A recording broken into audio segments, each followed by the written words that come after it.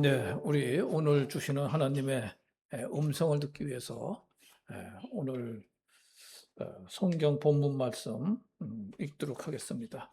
한 절씩 교독을 하시죠. 제가 한 절 읽고 회중이 한 절 읽고 67절을 제가 읽겠습니다. 요한의 아버지 사가랴가 성령으로 충만하여 이렇게 예언하였다. 주 이스라엘 하나님은 찬양받으실 분이시라. 그는 자기 백성을 돌보아 속량하시고 우리를 위하여 능력 있는 구원자를 자기의 종 다윗의 집에 일으키셨다. 이로부터 자기의 거룩한 예언자들의 입으로 주님께서 말씀하신 대로 우리를 원수들에게서 구원하시고 우리를 미워하는 모든 사람들의 손에서 건져내셨다.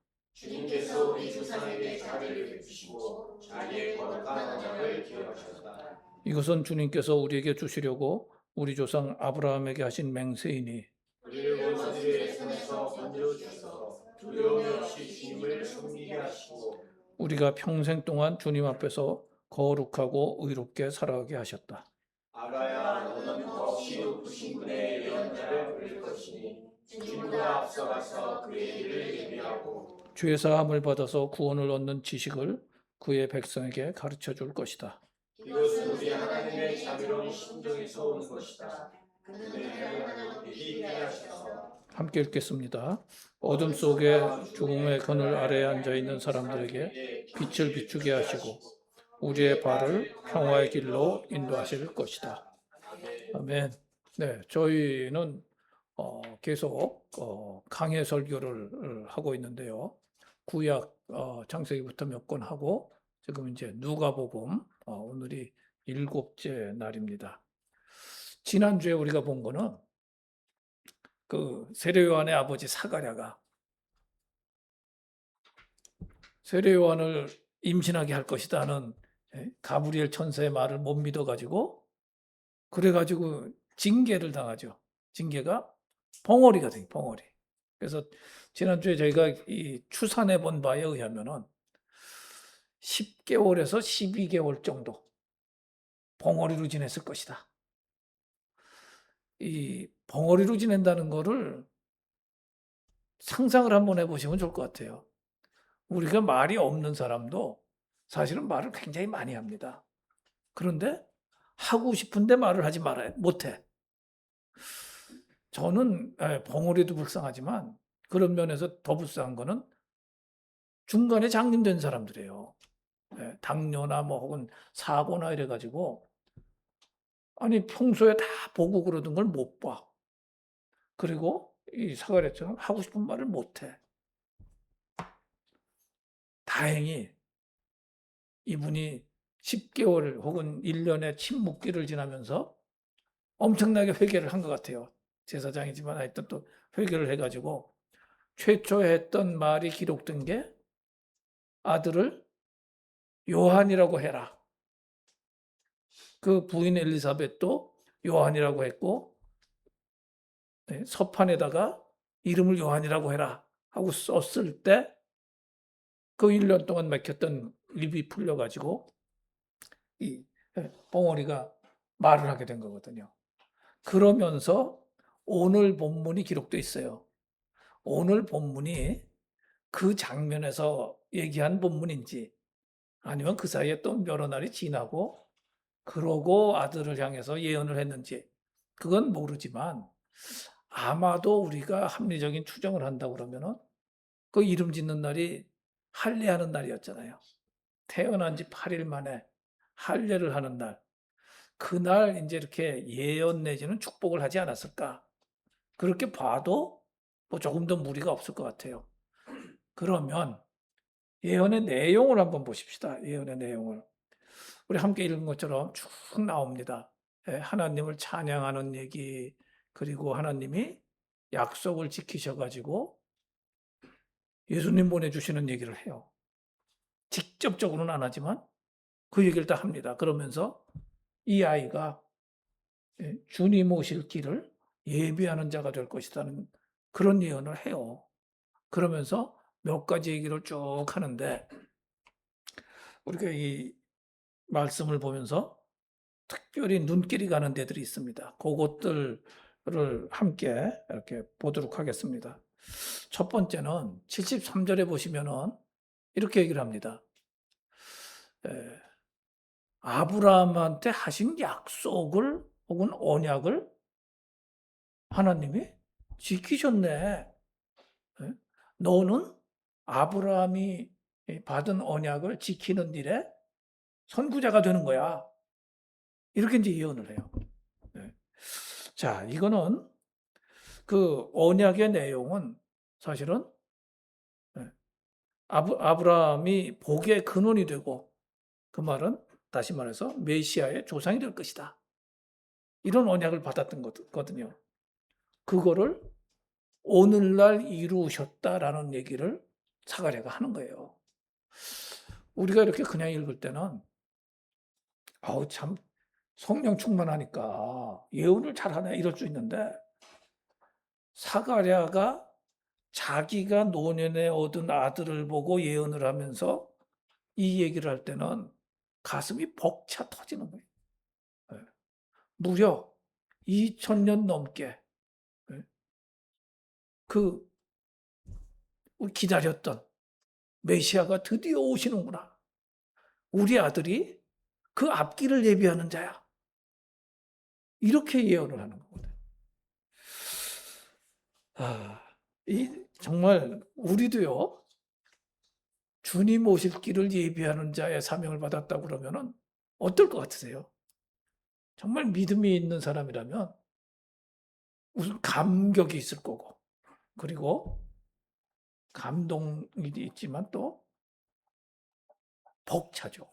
아니, 어떻게 나 같은 자를 이런 걸 시키시나.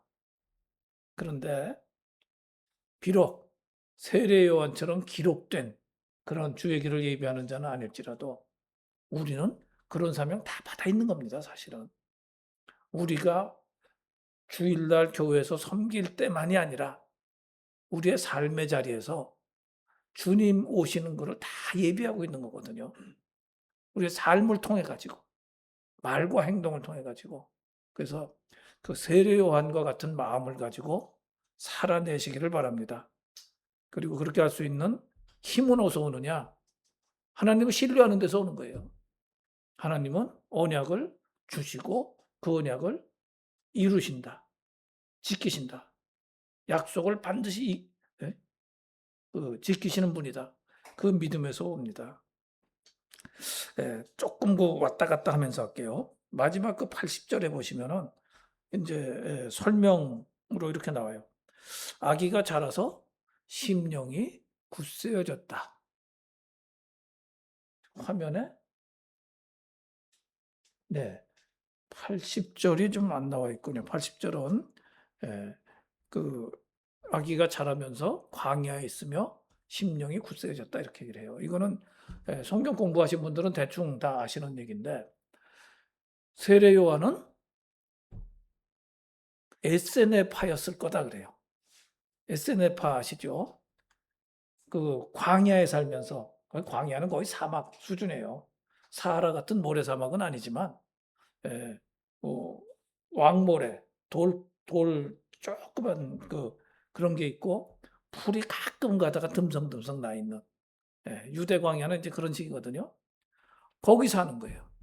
그 쿰란 문서가 발견됐던 그런 데를 가보시면은 여기에 뭐 양치기들이 왜 오지? 풀도 없는, 풀이 있어야 양치기가 갈 거 아니에요. 풀도 없는데 거기에 쿰란 문서가 동굴 속에 이렇게 있었던 게 몇천 년 만에 발견된 거예요. 그래서 왜 에세네파였을 거라고 보느냐?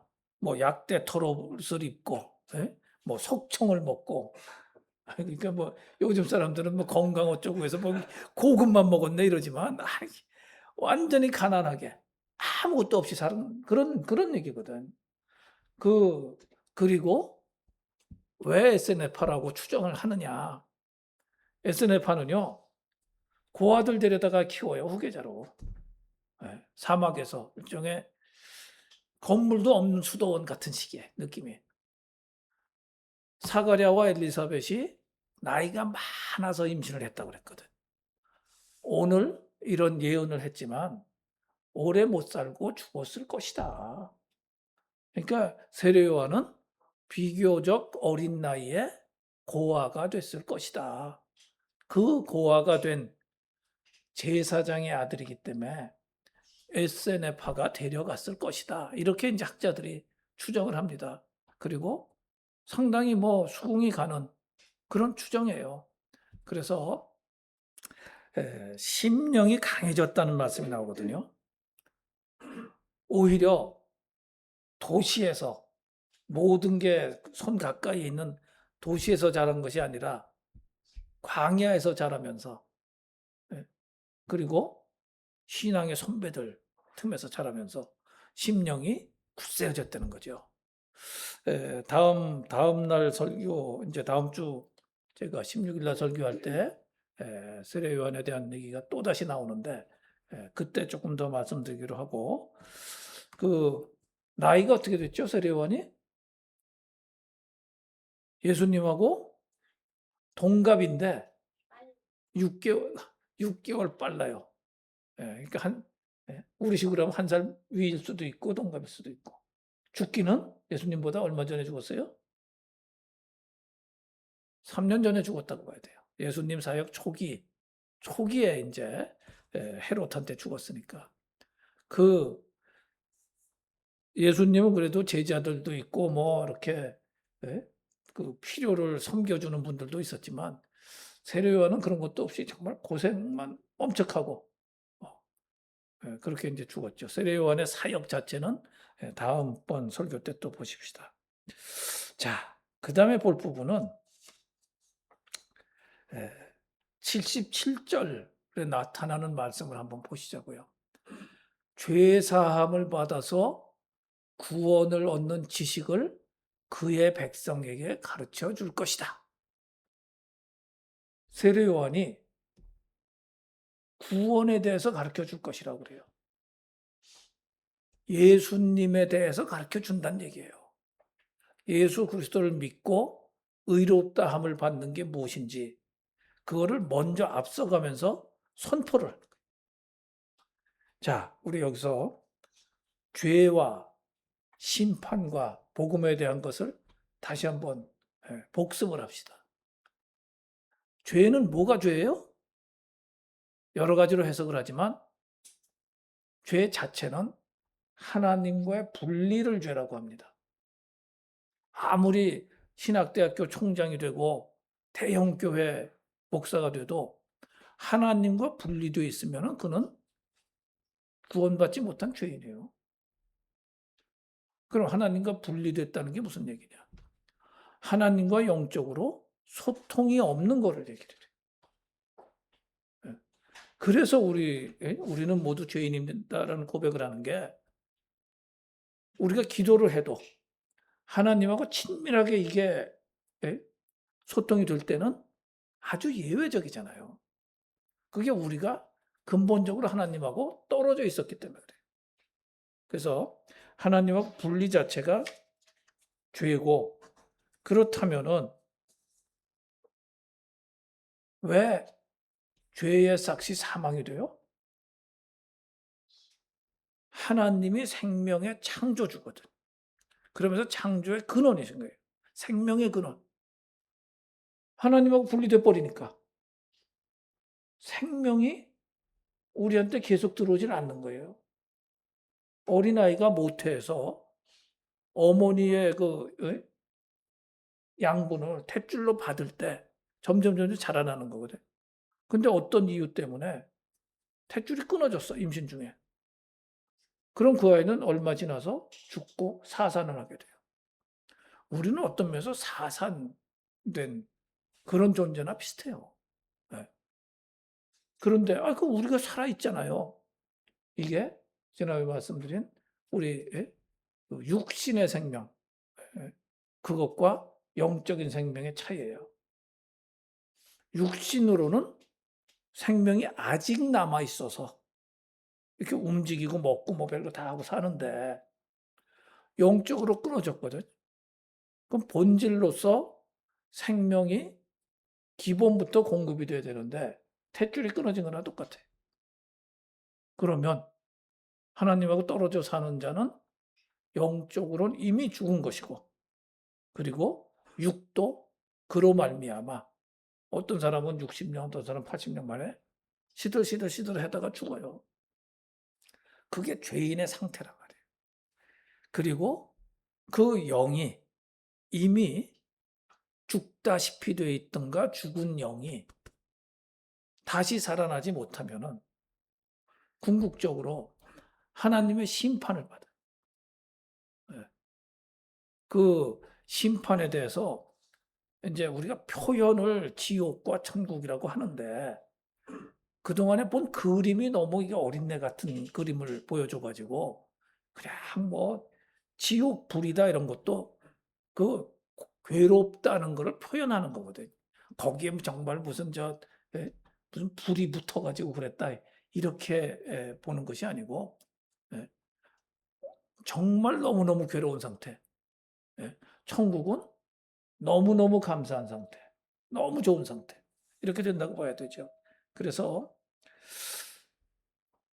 결국 심판은 우리가 이렇게 육의 생명이 남아서 살아있는 동안에는 그 심판이 안 오지만, 주님이 다시 오시는 예정된 그 어느 날이 되면은 예수님께서 다 갈라서 심판을 하신다는 거예요. 그 심판을 하시는 그때 부족하지만 예수님의 십자가 사역과 부활을 믿고 하나님 이러고 하나님께 다시 온 자들은 완전하지 않아도 일단은 다시 생명을 얻었다라고 하나님이 말씀해 주시는 게 칭의고, 그러지 못한 자들은 죄 중에 있는 거예요. 그래서 죄 중에 있는 자들은 영원한 심판에 들어가거든. 그 어떤 목사님이 설교할 때 이런 얘기해요. 여러분들 그 죄책감에 몸부림쳐 본 적이 있습니까? 우리 성도들 어떠신지 모르겠어요. 죄책감에 몸부림쳐 본 적이 있으세요? 이건 하나님 앞에 정직하게 한번 대답을 해봐야 됩니다. 죄책감에 몸부림쳐 본 적이 없다면 구원의 기쁨도 없어요. 죄책감에 몸부림쳐 본 사람들, 그 고통 속에 있었던 사람은 거기서 풀려났다고 그러니까 이 복음이 너무너무 좋은 거예요. 뭐 이론적으로는 그렇습니다. 영원한 심판에 들어가야 될 존재가 그 심판을 면하게 됐어. 그래서 기쁜 소식이야. 또 사이드는 뭐냐면은 그거를 면하는데 뭐를 해야 면하는 게 아니고, 헌금을 왕창 해야 면하는 게 아니고, 그게 아니고 예수 그리스도의 죽음과 부활을 진짜 마음속으로 믿고 고백하기만 하면은 면하는 거예요. 우리가 뭐 가서 뭐 저 어디 가서 중노동을 30년 해야 면한다. 그 얼마나 힘들겠어요. 그 진리에 입각하지 않은 종교들은 이제 그런 것들이 다 있어요. 고행을 해야 돼. 예? 보속을 해야 돼. 이런 얘기들을 다 하거든. 그러나 하나님이 말씀하신 것은 아니다.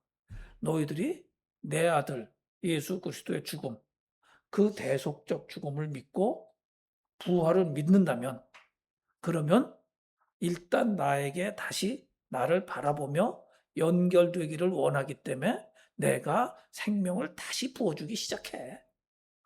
그래서 우리가 완전히 성화가 되진 않았어도 이미 하나님이 우리를 의롭다고 먼저 해주시는 거예요. 성화되기 전에 의롭다고 해주시니까 그거를 칭의라고 그러는 거지.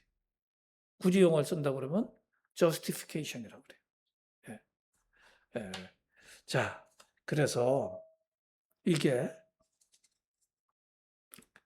십자가 복음의 핵심이거든요. 다 아시는 거지만 정리하기 위해서 말씀드렸어요. 이 십자가 복음을 사가랴가 노래를 한 거예요. 예언으로. 이게 사가랴의 노래라고도 합니다. 이 부분을. 그 예언이라고도 하고. 근데 아들을 놓고 예언을 하면서 그 얘기를 하는 거예요. 이 아들이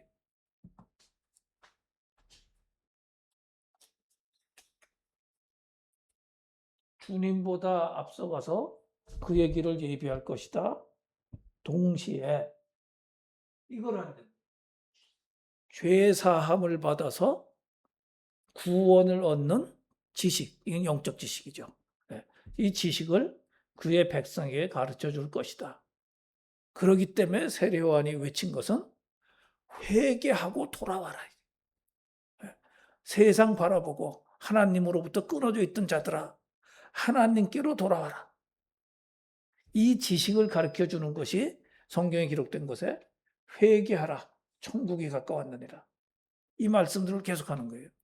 그러면서 바리새인들을 보고 독사의 자식들아, 니들이 행위로만, 마음은 안 되고 행위로만 구원을 얻을 것 같으냐, 이렇게 얘기를 했던 거죠.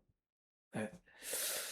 자, 그래서 그와 연결되는 게 78절입니다. 그 다음에 보면은 쭉 보세요.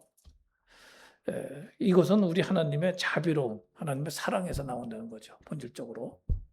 그는 해를 하늘 높이 뜨게 하셔서 어둠 속과 죽음의 그늘 아래 앉아 있는 사람들에게 빛을 비추게 하시고, 이러면은 제 설교를 열심히 들으신 분들은 이거 들은 얘기인데, 말라기 강해 설교 마지막 부분에 나오는 얘기입니다. 뭐라고 나와요? 말라기 4장 2절에 이렇게 나옵니다. 그러나 내 이름을 경외하는 너희에게는 의로운 해가 떠올라서 치료하는 광선을 발할 것이니 너희는 외양간에서 풀려난 송아지처럼 뛰어다닐 것이다. 신약으로 해석하지 않으면 말라기의 예언은 무슨 말인지 알 수가 없어요, 이게. 그런데 내 이름을 경외하는 너희들에게는 의로운 해, 곧 예수 그리스도께서 해처럼 나타나실 것이야. 그래가지고 치유하는 광선, 죄인이었던 우리가 그 죄인의 상태를 치유받고 하나님께 다시 회복되는 그런 은혜를 베풀 것이야. 네. 그래서 여기 이제 앞에 보시면요, 이런 얘기가 나와요.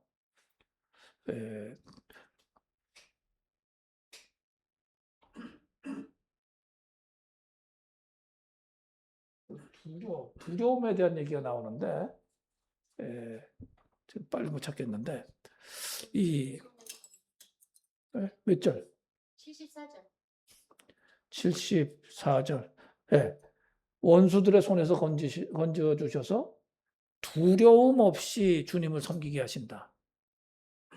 요게 어찌 보면은 핵심적인 메시지가 됩니다. 두려움이 없어져요. 어떤 두려움이냐? 아까 말씀드렸죠. 죄책감의 그 두려움. 그러니까 인간은 하나님의 형상으로 지어졌기 때문에 영의 깊은 데는 하나님을 모르면서도 심판의 두려움이 있는 거예요, 전부들. 특히 그게 죄책감에서 오는 두려움이 많습니다. 예를 들어서 살인을 저질렀다. 아무도 몰라. 완전 범죄했어. 그러나 하나님은 아실 거라는 거를 이 영이 알아. 그러니까 언제 드러날까 두려운 거예요. 결국은 심판에 대한 두려움이 되는 거예요. 이 두려움은 세 가지로 갈라디아에서 얘기를 합니다. 잘 들어보세요. 첫째는 과거에 지은 죄, 그 죄책감으로부터의 해방이에요. 갈라디아서는 자유라고 얘기합니다. 자유. 아까 우리 기도하실 때 처음에 그 말씀을 하셨는데 깜짝 놀랐어요. 그리스도께서 너희로 자유케 하려고 자유를 주셨으니 그러므로 다시는 죄의 멍에를 지지 말라. 그게 무슨 얘기예요? 그리스도께서 우리를 자유케 하시는데 뭐에서 자유케 하시느냐? 죄책감에서, 그 고통에서, 심판의 두려움에서, 모든 두려움에서 자유케 하신다는 거예요. 그게 그리스도인들은 정말 하나님을 만났으면요, 겁날 게 없어요. 내가 좀 가난해. 부자 만나도 겁날 거 하나도 없어요. 아, 네가 이 땅에서 조금 더 갖고 있는 거지 뭐 별거야. 나도 먹고 살아. 돈 많아봤자 조금 불편이 덜하지. 그렇다고 모든 일 다 아냐 내가? 두려울 게 없어요. 권력 가진 자들, 아이고 권불 10년이야. 지금 권력 있다고 까불지. 조금 지나면 다 너도 끝나. 예. 그러니까 권력에 대해서도 이게 조금 드리기 묘한 말씀이지만 우리나라는 이념에 대해서 너무 갈라져 가지고 너무 자기 주장이 심해요. 그 왜 그러냐? 권력에 대한 욕심이 있는 사람이 더 그래요. 믿음이 있는 사람들은 이념적으로 갈라져 있는 거, 또 죄인들이 쓸데없는 주장하는구나, 서로. 그게 보이는데, 그러지 않고 내가 권력 잡고 싶으면은, 예, 지금 여당 쪽에 있는 사람은 어떻게든 아부에서 올라가고 싶고, 야당 쪽에 있는 사람은 막 그거 비난하고, 그렇게 돼버려요. 예. 결국은 우리의 마음 속에 뭐가 있느냐가 중요합니다. 자, 그래서 첫 번째는 과거의 죄책으로부터의 자유. 영어로 하면 penalty of sin이라고 그래요. 그거로부터의 자유. 두 번째는 우리가 살아가는데 제일 중요한 겁니다. 죄의 권능으로부터의 자유예요. 사단은 지금도 살아서 정말 입 벌리고, 예, 우는 사자처럼 우리를 삼키려고 그래요. 수많은 유혹이 있어요. 그냥 어떤 때 보면은 그냥 때려 죽이고 싶은 그런 감정도 막 불러일으키고. 예? 그런데 그 분노를 주는 게 사단이에요, 다. 정말 크리스찬이요. 분노를 다스립니다. 딱 분노가 일어나잖아요. 안 믿는 사람은 그 분노에 그냥 자기가 흔들려. 그러나 믿는 사람은 사단이 또 나를, 과거의 내 모습을 끌어일으키려고 나를 갖고 놀라고 밀가부르듯 하려고 그러는구나. 그러고서 인간이니까 그게 쉽진 않거든. 어떻게? 성령님 나를 도와주십시오. 예수 그리스도의 복음을 믿는 자입니다. 예. 내가 사단한테 휘말려서야 되겠습니까? 성령님 근데 내 힘으로 잘 안 되니까 나 좀 도와주세요. 나 좀. 그래서 우리는 기도하는 거예요. 계속 수많은 것들을. 자, 그래서 두 번째는 죄의 권능으로부터의 자유인데 권능은 완전 파워예요. 파워. 이거 외우시기 쉽게 제가 영어로 말씀드리는 거예요. 하나는 penalty of sin, 과거로부터의 자유. 두 번째는 현재, power of sin으로부터의 자유. 죄의 권능으로부터 자유. 마지막으로 세 번째는 이거는 주님 오실 때만 해결이 되는 겁니다. 뭐냐? 어떤 자유를 막판에 누리느냐? 죄 자체가 없어져. 예. 심판이 주어지고 천년왕국이라고 표현되는 주님이 직접 다스리시는 그때가 되면은 죄의 존재 자체가 사라져요. 그래서 그거는 P자 돌림으로 presence를 얘기해요. 예. presence of sin. 죄의 존재로부터 자유를 누리는 날이 우리가 살아있는 동안에 올 수도 있고 죽고 나서 엄청난 시간이 지난 다음에 올 수도 있지만 그날이 오는 거예요. 그날이. 그때는 정말 괴로움도 없어. 유혹도 없고 너무너무 즐거운 때죠. 그래서 말라기 예언은 그 얘기를 하는 겁니다. 무슨 얘기예요? 외양간에서 풀려난 송아지처럼 뛰어다닐 것이다.